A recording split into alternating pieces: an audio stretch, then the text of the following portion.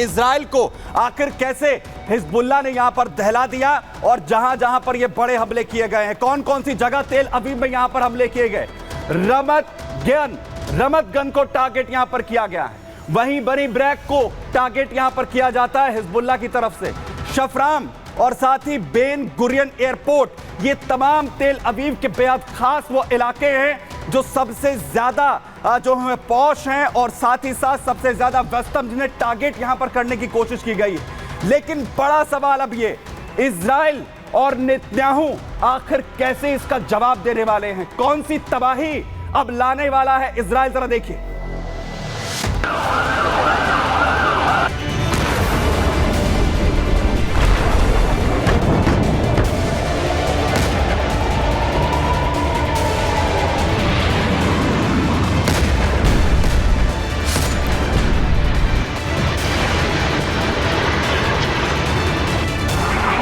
Israel और लेबनानी आतंकी संगठन हिजबुल्लाह के बीच जंग खतरनाक मोड़ ले चुकी है।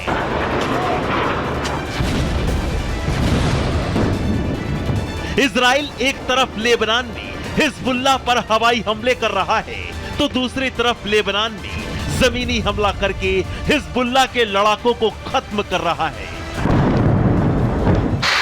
हिजबुल्लाह बार बार इजरायली प्रधानमंत्री नेतन्याहू और उनकी सेना को भड़का रहा है। एक तरफ हिजबुल्लाह इजरायली प्रधानमंत्री नेतन्याहू को मारने के लिए बेचैन है।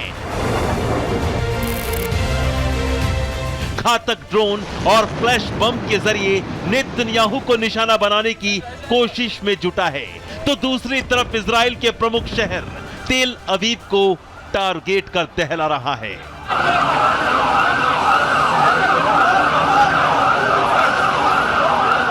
आतंकी संगठन हिजबुल्लाह ने एक बार फिर लेबनान की धरती से तेल अवीव पर एक के बाद एक कई भीषण रॉकेट अटैक किए हैं। हिजबुल्लाह के घातक हमले से तेल अवीव दहल उठा है। तेल अवीव की कई बिल्डिंग रॉकेट हमलों से तबाह हो गई। तेल अवीव में जगह जगह खतरे के सायरन बज उठे। मारे डर के इजरायली नागरिक सड़कों पर भागते नजर आए। हिजबुल्लाह के हमलों के बाद इजराइल के तेल अवीव की इमारतों, दुकानों और सड़कों पर हर तरफ आग ही आग दहकते दिखाई दी। तेल अवीव पर हिजबुल्लाह के धड़ाधड़ हमलों के सीसीटीवी फुटेज भी सामने आए हैं, जहां दफ्तर की दीवारें और खिड़कियां बारूदी हमलों से तहस नहस हो गई। वहीं इन हमलों के बाद डरे सहमे अंधाधुंध भागते इजरायली नागरिक तेज रफ्तार कार से टकराते हुए दिखाई दिए।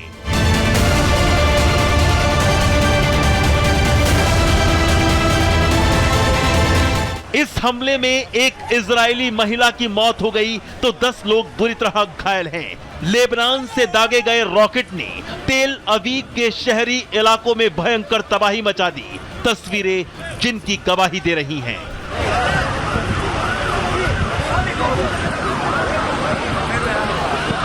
इजराइल पर हिजबुल्लाह के हवाई हमलों के बाद सुरक्षा के डर से लोगों को बंकरों में पनाह लेनी पड़ी। तेल अवीव पर हमले के बाद इजरायली सेना ने इसे आतंकी कार्रवाई करार दिया। इजरायली सेना ने कहा कि हिजबुल्लाह को भारी कीमत चुकानी होगी। हिजबुल्लाह को हमले का कड़ा जवाब देंगे। इधर इजरायली प्रधानमंत्री नेतन्याहू ने कहा कि हम अपनी सुरक्षा सुनिश्चित करने के लिए किसी भी सीमा तक जा सकते हैं। Bureau report, Republic Bharat. लेकिन बड़ी बात यह कि आखिर तेल अवीव ही टारगेट पर क्यों है? आखिर तेल अवीव को टारगेट क्यों किया जा रहा है? दरअसल सबसे बड़ी बात, मोसाद का हेडक्वार्टर है तेल अवीव में, जहां टारगेट किया जा रहा है। तेल हैम मिलिट्री बेस है यहां पर। इसके अलावा इंटरनेशनल एयरपोर्ट है तेल अवीव में। साथ ही इजराइल का आर्थिक केंद्र है, यानी अटैक अगर तेल अवीव पर हो रहा है तो कमर आर्थिक तौर पर भी इजराइल की तोड़ने की कोशिश हिजबुल्लाह यहां पर कर रहा है। और सबसे बड़ी बात, जो सबसे ज्यादा घनी आबादी वाला क्षेत्र भी है तेल अवीव, जहां पर ये बड़े टारगेट करने की कोशिश हिजबुल्लाह की तरफ से यहां पर हुई है। लेकिन साथ ही आपको बताऊं, जो डिफेंस एक्सपर्ट हैं वो इस हमले को आखिर कैसे देख रहे हैं। हिजबुल्लाह ने जो बड़ा पलटवार तेल अवीव पर किया है, जरा सुनिए। हिजबुल्लाह के टॉप कमांडर से लेकर बटालियन कमांडर तक ज़्यादातर कमांडर मारे जा चुके हैं। उसकी बहुत सारी सुरंगें भी तबाह की जा चुकी हैं।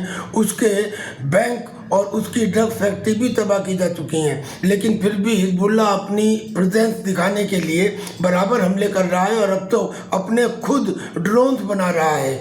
इसी तरह से उसने तेल अवीव के ऊपर हमला किया है। अब इजराइल एक छोटा सा देश है। उस छोटे से देश में दो ही जगह ज़्यादा इंपॉर्टेंट है, या तो हाइफा पोर्ट सिटी या उसका कैपिटल तेल अवीव। लिहाजा हिजबुल्लाह हो, हमास हो, हुती हो, सब तेल अवीव के ऊपर आक्रमण करते हैं। तो तेल अवीव को पूरी तरह से इजराइल को तोड़ने के लिए कोशिश की जा रही, लेकिन इजराइल ने भी बड़ा हमला लेबनान की तरफ किया है, क्योंकि नेतन्याहू पूरी तरह से इस वक्त गुस्से में है। और संसद हो या पीएम हाउस के पास का इलाका, जिसे पूरी तरह इजराइल ने अपने हमले से दहला दिया है। ये इजरायली हमले के बाद आखिर कैसे लेबनान दहला, उसकी तस्वीर मैं आपको दिखा रहा हूं। बड़ी बात यह कि जहां यह हमला किया गया है, यह सेंट्रल लेबनान का वो हिस्सा है जहां संसद है, जहां पीएम हाउस है, जहां यह बड़ा टारगेट अब किया गया है इजराइल की ओर से। लेकिन अब इजराइल ने पूरी तरह साफ कर दिया है कि जब तक समझौता अब नहीं होगा, यह हमले और भयंकर तरीके से हम करने वाले हैं। जरा देखिए। negotiations for a ceasefire, the Israel आतंकी संगठन हिजबुल्लाह के साथ लड़ाई को खत्म करने के लिए तैयार होगा जब उसकी उत्तरी सीमा पर खतरा दूर हो जाएगा। we be very straight with you, the military campaign। तो अब साथ ही यह भी कहा जा रहा है कि हिजबुल्लाह पर, लेबनान पर जो बड़े पलटवार इस वक्त हो रहे हैं, उसके बाद हिजबुल्लाह में घबराहट देखने को मिल रही है और वो समझौते की टेबल पर आ सकता है। तो बस सवाल यह कि क्या रुक जाएगा यह हमला।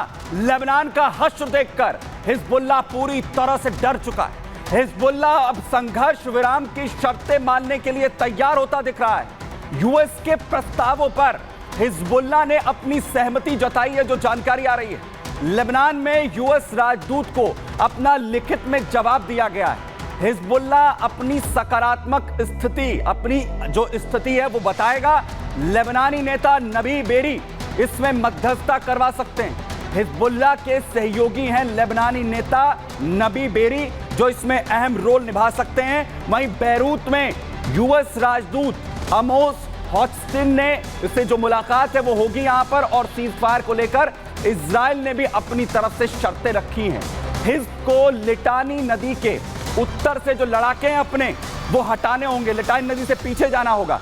ईरान भी इजराइल और हिज्ब के बीच संघर्ष विराम चाहता है। ईरान ने कहा है कि हिजबुल्लाह युद्ध विराम की शर्तों को अब स्वीकार कर ले, लिटानी नदी के उत्तर में जो उसकी सेना है उसे वापस बुला ले।